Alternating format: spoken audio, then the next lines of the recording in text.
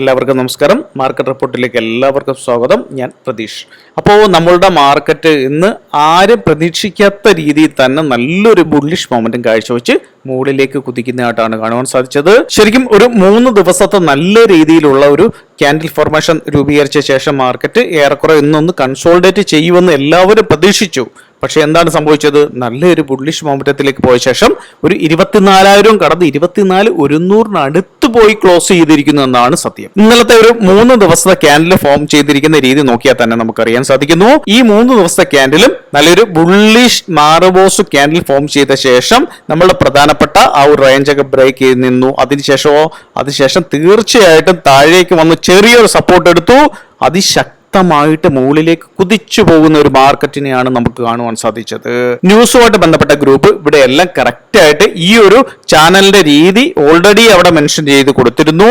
അതായത് ഒരു 1 അവർ ചാർട്ട് എടുത്ത ശേഷം എവിടെയാണ് നമ്മളുടെ പ്രധാനപ്പെട്ട റെസിസ്റ്റൻസ് ഇനി 24,000 ബ്രേക്ക് ചെയ്താൽ എന്ന് വ്യക്തമായിട്ട് അവിടെ കൊടുത്തിരുന്നു. അതായത് 24,000 എന്നത് ശരിക്കും പറഞ്ഞു കഴിഞ്ഞാൽ മാർക്കറ്റ് ഓൾറെഡി ഒരു ബുള്ളിഷ് മൊമെന്റമാണ്. ആ സമയത്ത് 24,000 ബ്രേക്ക് ചെയ്താൽ, ഇൻ കേസ് ബ്രേക്ക് ചെയ്താൽ എന്താണ് സംഭവിക്കുക? നല്ലൊരു ഷോർട്ട് കവറിംഗ് നടക്കുമെന്ന് ഏറെക്കുറെ 100 അല്ല 200% ഉറപ്പായിരുന്നു. അതേ കാര്യം തന്നെയാണ് ഇവിടെ നടന്നിരിക്കുന്നത്. അതായത് നമ്മളുടെ 24,000 ബ്രേക്ക് ചെയ്തു. അതിനുശേഷം ശക്തമായ ഷോർട്ട് കവറിംഗ് നടന്നു. ഷോർട്ട് കവറിംഗ് എന്താണ്? അതായത് നമ്മൾ നേരത്തെ സെല്ല് ചെയ്ത്, അതായത് 24,000 മുകളിലേക്ക് മാർക്കറ്റ് പോകില്ല എന്ന് പറയുന്ന ആളുകൾ ശരിക്കും അവരെയൊക്കെ ഞെട്ടിപ്പിച്ചുകൊണ്ട് ആ 24,000 ബ്രേക്ക് ചെയ്യുന്ന സമയത്ത് അവരൊക്കെ പെട്ടെന്ന് എക്സിറ്റ് ചെയ്യും. എങ്ങനെയാണ്? സെല്ല് ചെയ്തവർ പെട്ടെന്ന് ബൈ ചെയ്ത് എക്സിറ്റ് ചെയ്യുന്നു. ഈ സമയത്ത് മാർക്കറ്റ് ബൈ ചെയ്തത് കാരണം അതിശക്തമായിട്ട് മുകളിലേക്ക് കുതിക്കുകയും ചെയ്തു. അത് തന്നെയാണ് ഇന്ന് ഇവിടെ കാണുവാനും നമുക്ക് സാധിച്ചത്. ഈ ഒരു കാര്യം പറയുമ്പോൾ നിങ്ങൾ തീർച്ചയായിട്ടും മാർക്കറ്റ് റിപ്പോർട്ട് മാത്രമല്ല കാണുന്നത്, തീർച്ചയായിട്ടും ഇന്ത്യ ഇംഗ്ലണ്ട് മാച്ച് നടന്നുകൊണ്ടിരിക്കുകയാണ്. വിജയിക്കും എന്നൊരു പ്രതീക്ഷയിലാണ് എല്ലാവരും ഇരിക്കുന്നത്. ശരിക്കും ഇവിടെ മാച്ച് ഒരു സൈഡിൽ നടക്കുന്നു. ഞാൻ എന്തായാലും പ്രീ മാർക്കറ്റ് കട്ട് ചെയ്യേണ്ട എന്ന രീതിയിൽ തന്നെയാണ് മുന്നോട്ട് പോകുന്നത്. ഓക്കെ, നമുക്കിത് കണ്ടിന്യൂ ചെയ്യാം. ഒരു 1 അവർ ചാർട്ടിലേക്ക് വരാം. ഈ 1 അവർ ചാർട്ടിലേക്ക് വന്നു കഴിഞ്ഞാൽ നമുക്ക് വ്യക്തമായിട്ട് മനസ്സിലാവും. ഞാൻ നേരത്തെ നിങ്ങളോട് പറഞ്ഞാണ്, ഞാനൊരു ചാർട്ട് ഇവിടെ ഞാൻ വ്യക്തമായിട്ട് വരച്ചു വെച്ചിരുന്നു. അതായത് 1 അവർ ചാർട്ട് വെച്ചിട്ട് ഒരു ലോങ് ടൈമിലുള്ള ചാർട്ട് ഞാൻ ഓൾറെഡി നമ്മളുടെ ഗ്രൂപ്പിൽ കൊടുത്തതാണ്. അതായത് 2020 കാലഘട്ടം മുതലുള്ള ട്രെൻഡ് ലൈൻ വെച്ചുകൊണ്ട് ശരിക്കും മാർക്കറ്റ് മുകളിലേക്ക് പോയി കഴിഞ്ഞാൽ നമുക്കറിയാം, എവർടൈ ഹൈയും ബ്രേക്ക് ചെയ്ത് മുകളിലോട്ട് പോയാൽ നമുക്കറിയാം പ്രത്യേകിച്ച് റെസിസ്റ്റൻസോ കാര്യങ്ങളോ ഒന്നുമില്ല. നമുക്ക് ഒരു ഒരു നീലാകാശം പോലെ ഇങ്ങനെ വിശാലമായി കിടക്കുന്ന ഒരു മാർക്കറ്റിനെ മാത്രമേ നമുക്ക് പിന്നെ കാണുവാൻ സാധിക്കൂ. പക്ഷെ ഇവിടെയോ വളരെ പ്രധാനപ്പെട്ട ഒരു റെസിസ്റ്റൻസ് നമുക്ക് ഇവിടെ കാണുവാൻ സാധിച്ചു. അതായത് എവർടൈ ഹൈയും ബ്രേക്ക് ചെയ്ത് പോയ ശേഷം നമ്മളുടെ ആ ഒരു റെസിസ്റ്റൻസിനെ വളരെ മനോഹരമായിട്ട് തന്നെ അവിടെ റെസ്പെക്ട് ചെയ്യുന്നതായിട്ട് നമുക്കിവിടെ കാണുവാൻ സാധിക്കുന്നു. പ്രത്യേകിച്ച് നിങ്ങളോട് പറയേണ്ട ഒരു കേസ് എന്നാൽ, ഒരിക്കലും നിങ്ങൾ നമ്മളുടെ മാർക്കറ്റിനെ ഷോർട്ട് ചെയ്യാൻ പാടില്ല. അതായത് ഇത്രയും മൊമെന്റത്തിൽ മുകളിലേക്ക് പോകുന്ന മാർക്കറ്റിനെ ഷോർട്ട് ചെയ്യാൻ പാടില്ല എന്നത് പ്രത്യേകം ഓർക്കുക.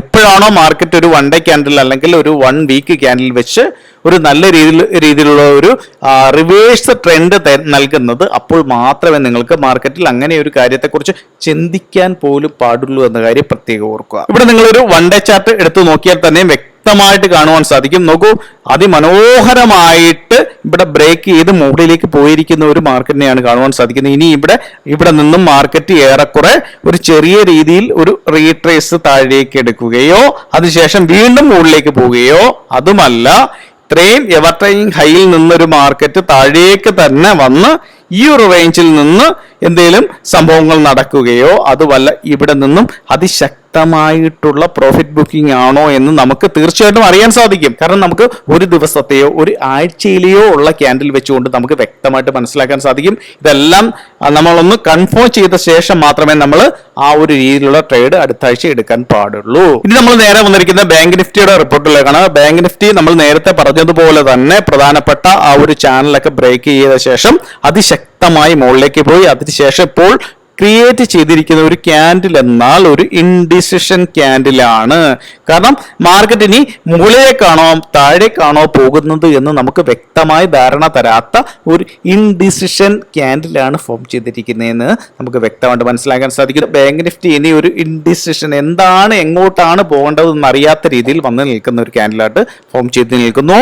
തീർച്ചയായിട്ടും നല്ലൊരു ബുള്ളിഷ് മൊമെന്റമുള്ള ക്യാൻഡിലാണ്. ബാങ്ക് നിഫ്റ്റി ആയിക്കോട്ടെ നിഫ്റ്റി ആയിക്കോട്ടെ നല്ലൊരു ബുള്ളിഷ് മൊമെന്റമുള്ള ക്യാൻഡിലാണെന്ന് വ്യക്തമായിട്ട് പറയാൻ സാധിക്കും. ഇനി അതല്ല, ഇനി എപ്പോഴാണോ ഇതൊരു റിവേഴ്സ് രീതിയിലേക്ക് തിരിയുന്നത് എന്ന് നമുക്ക് ഉറപ്പ് വന്ന ശേഷം മാത്രമേ നമ്മൾ ഇതിനെ ഒരു ബെയറിഷ് രീതിയിലേക്ക് പോകുന്നു അല്ലെങ്കിൽ ഒരു ട്രെൻഡ് ചേഞ്ച് ചെയ്യുന്നു എന്ന് പറയുവാൻ സാധിക്കൂ. നമ്മൾ നേരെ ഇപ്പോൾ ഓപ്പൺ ഇൻട്രസ്റ്റിലേക്കാണ് വന്നിരിക്കുന്നത്. ഓപ്പൺ ഇൻട്രസ്റ്റ് നമുക്ക് നോക്കുമ്പോൾ വ്യക്തമായിട്ട് കാണുവാൻ സാധിക്കുന്നത് 24,000 എന്ന റേഞ്ചിൽ നല്ലൊരു റെസിസ്റ്റൻസ് വന്നിരിക്കുന്നതായിട്ട് കാണുവാൻ സാധിക്കുന്നു. പക്ഷേ 24,000 വന്നത് തീർച്ചയായിട്ടും ഇന്ന് എക്സ്പയറി ഡേ ആയിരുന്നു. മുന്നോട്ടുള്ള ദിവസങ്ങളിൽ നമുക്ക് അത് അധികം നോക്കേണ്ട കാര്യമൊന്നുമില്ല. കാരണം ഇനി വെള്ളി അതുപോലെ തന്നെ തിങ്കൾ ചൊവ്വ ദിവസങ്ങളിലൊക്കെ അതിശക്തമായിട്ട് പല ഭാഗങ്ങളിലും ഓപ്പൺ ട്രസ്റ്റുകൾ ഓയ ബിൽഡപ്പ് കൂടുന്നതായിട്ട് നമുക്ക് കാണുവാൻ സാധിക്കും. അപ്പോൾ മാത്രമേ നമുക്ക് വ്യക്തമായ ധാരണ വരൂ. പക്ഷെ ഇപ്പോൾ നിലവിൽ ഓൾറെഡി നമ്മളുടെ മാർക്കറ്റ് നല്ലൊരു ബുള്ളിഷ് മൊമെന്റം ക്രിയേറ്റ് ചെയ്തിരിക്കുന്ന മാർക്കറ്റ് ആണ് എന്നതിൽ യാതൊരു സംശയമില്ല. ഇനി നമ്മൾ നേരെ ഓപ്ഷനിൽ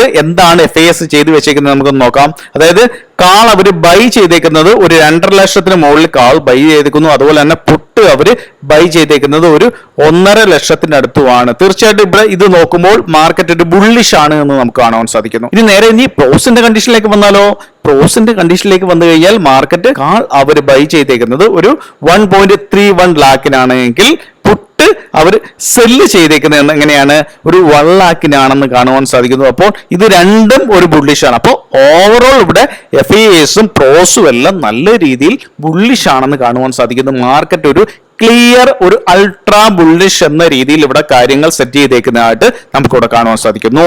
ഇനി നിങ്ങൾ ഇവിടെ ക്ലയന്റിന്റെ കേസ് എടുത്താലോ, ക്ലയന്റ് ഇവിടെ ഒരു സെല്ലിംഗ് പ്രഷറിലേക്ക് വന്നിരിക്കുന്നതായിട്ട് കാണുവാൻ സാധിക്കുന്നു. ഞാൻ നേരത്തെ നിങ്ങളോട് പറഞ്ഞാണ് ക്ലയന്റിന്റെ കാര്യം എന്ന് വെച്ച് കഴിഞ്ഞാൽ അവരെന്താണോ ചെയ്തിരിക്കുന്നത് അതിന് എഗൻസ്റ്റ് ആയിട്ടായിരിക്കും നമ്മുടെ മാർക്കറ്റ് മൂവ് ചെയ്യുന്നതെന്ന് നേരത്തെ ഓൾറെഡി പറഞ്ഞാണ്.